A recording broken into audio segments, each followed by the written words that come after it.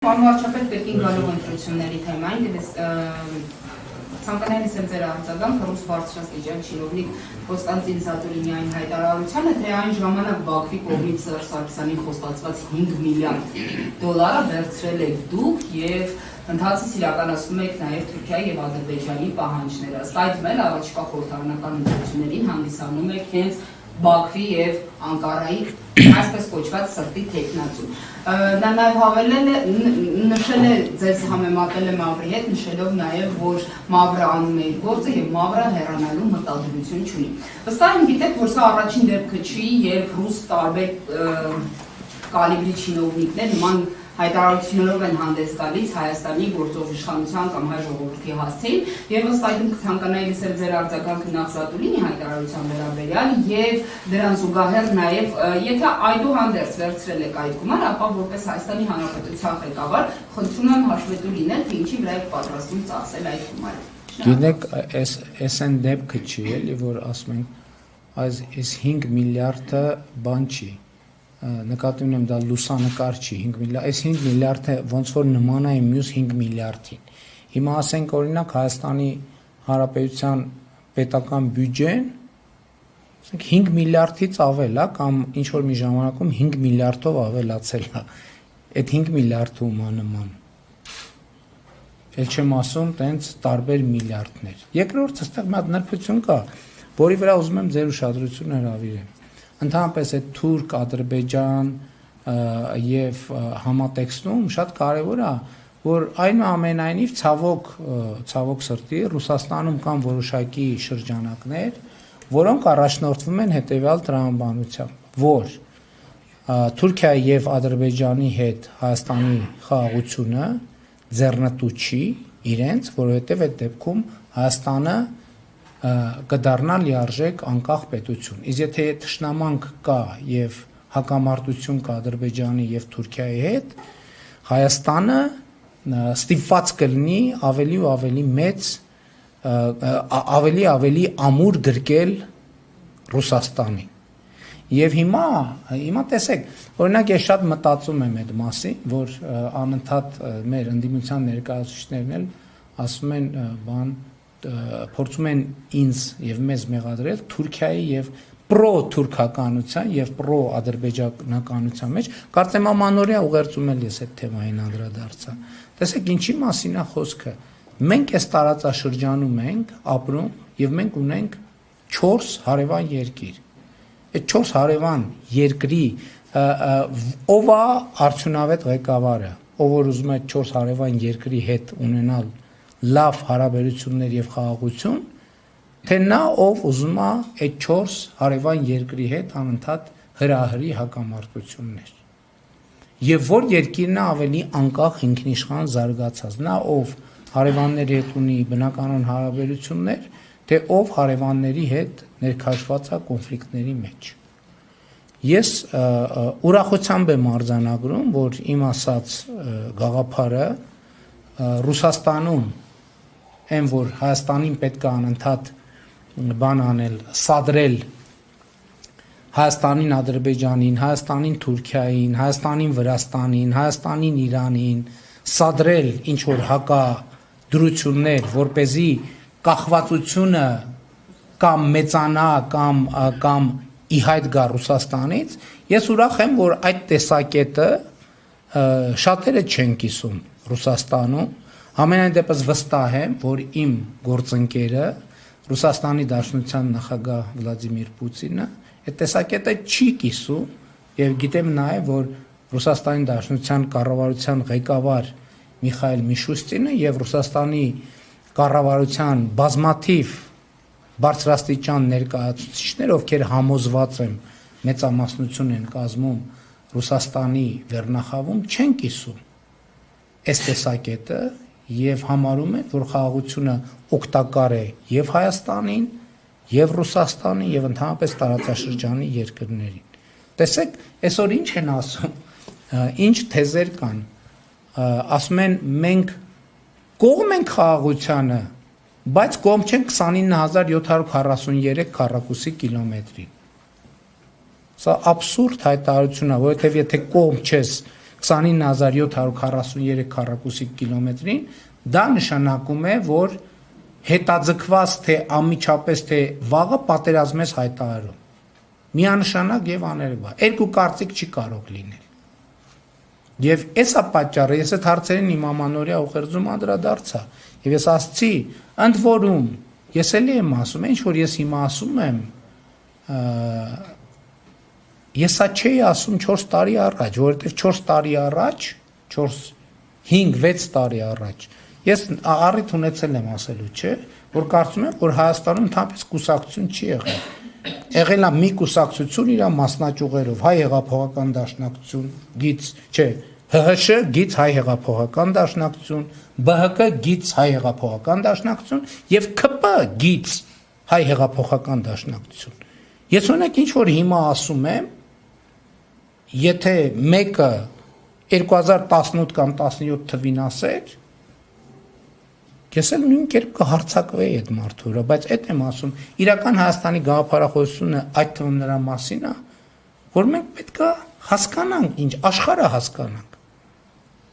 որովհետև խնդիրն են, որ 1830-ական թվականներից մինչև 2023 թվականի հոկտեմբերը կամ մինչև 22 թվականի հոկտեմբերը մենք բոլորս Հայաստանը աշխարհը տեսել է Զատուլինի աչքերով։ Հիմա տարբերությունն է նա, որ մենք որոշել ենք, այդ նրանից չի, որ շատ խելոք ենք, այդ նրանից է, որ կներեք, ոնց ասեմ, որ կոպիտ չէ, ինչի, քթներս առել է, բոլորիս, ձերել միասին, իմ առաջնորդությամբ, այո, բայց ձերել միասին, բայց է շատ կարևոր է, է շատ կարևոր նրբություն է։ Հիմա ինչն է պրոբլեմ, որովհետև Զատուլինը եւ իր տեսակետները կիսող ռուսաստանցիները եւ հայաստանյան անդիմության ներկայացուցիչները ինձ որում ասեմ, դες այս ընտրությունները այդ կոնտեքստն է ունենալու։ Քաղաքական ուժեր, ովքեր աշխարհը տեսնում են Հայաստանի Հանրապետության աչքերով, տենց ասենք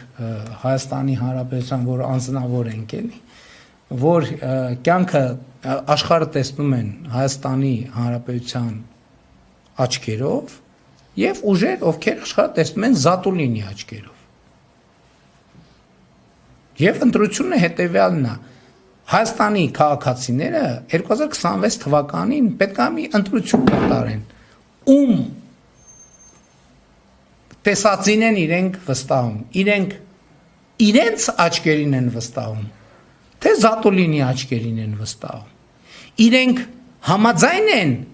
որ մենք էլի մտնենք այն պատմության մեջ, այն պատմության ցիկլի մեջ, որը սկսվել է 1800 ոչ թե 1800-ականներին, հեսա կարող եմ ասել մոտավորապես 1850-ականներին եւ ավարտվել 2023-ին, 22-23-ին, այդ ընթացքում ինչ ա եղել։ Մենք հասկանում ենք այն որոշումները, որոնք մենք կայացրել ենք, այն որոշումները, որոնք ես կայացրել եմ, այդ որոշումները մի բանի մասին են։ Ես էլի ուզում եմ ուրախությամբ եւ հպարտությամբ եւ դառնությամբ դա նշեմ, որովհետեւ այս ամեն ինչը շատ ողբերգական իրադարձությունների արդյունքում է տեղի ունեցել։ 2024 թվականի ապրիլին մենք այդ պատմական ցիկլից դուրս ենք եկել։ Մենք դուրս ենք եկել պատմության զոհասեղանին դրված ազգի եւ պետության կարգավիճակին։ Եվ ոտք ենք դրել ազատ, ինքնիշխան, զարգացող, խաղաղ պետության ճանապարհին։ Եվ այդ ճանապարհը անցել ենք եւ ասեմ ձեզ, անցնում ենք սպասվածից շատ ավելի մեծ արագությամբ եւ արդյունավետությամբ։ Հիմա Այս ընտրությունը ինչի մասին է լինելու 2026 թվականի հունիսի 7-ի ընտրությունը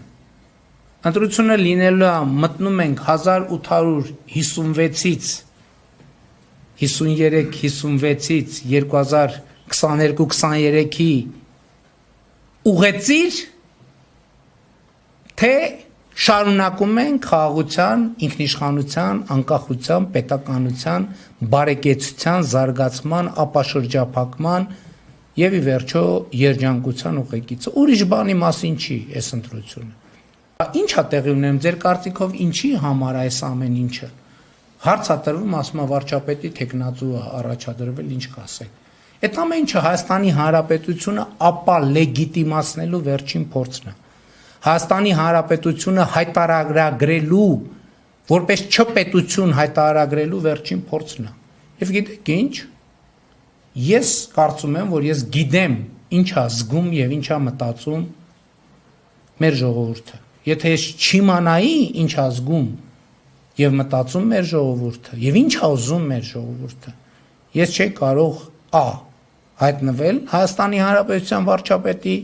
պաշտոնում եւ այս ամեն ինչի միջով անցնելով շարունակել մնալ Հայաստանի Հանրապետության վարչապետի պաշտոնում։ Եվ թույլ տվեք վստահություն հայտնել, որ իմ նշած բոլոր ուժերը իրար հետ առաջիկա խորհրդանական ընտրություններում ստանալու են ջախջախիչ փոքրամասնություն։ Այս ընտրությունների արդյունքում տեսեք ինչա տեղի ունենալու։ Բոլոր նախկին իշխանությունները եւ բոլոր օլիգարխները վերջնականապես եւ անվերադարձ դուրս են շպրտվելու քաղաքական դաշտից։ 2026 թվից հետո դուք այլևս չեք տեսնելու քաղաքականությամբ զբաղվող օլիգարխ, չեք տեսնելու։ Եվ չեք տեսնելու քաղաքականությամբ զբաղվող, ասենք, նախկին նախագահ եւ այլն, չեք տեսնելու։ 2026 թվականի հունիսի 8-ին մենք բոլորս արթնանալու ենք նոր նրանք ովքեր գիշերը քնելու են իհարկե։ Մենք արթնանալու ենք մի Հայաստանում ես 1850-1850-ական թվականներին մասին ասացի, բայց 2026 թվականի հունիսի 8-ին մենք արթնանալու ենք մի Հայաստանում, որը շարունակում է, որի պատմությունը միանում է այն պատմությանը, որը ընդհատվել է 374 թվին Պապ Թագավորի սպանությամբ։ Այսինքն Հայաստանը եւ հայ ժողովուրդը վերադառնալու է իր օրգանիկ պետականակենտրոն պատմությանը եւ այդպիսով ապահովելու է սեփական պետության հարատեվությունը։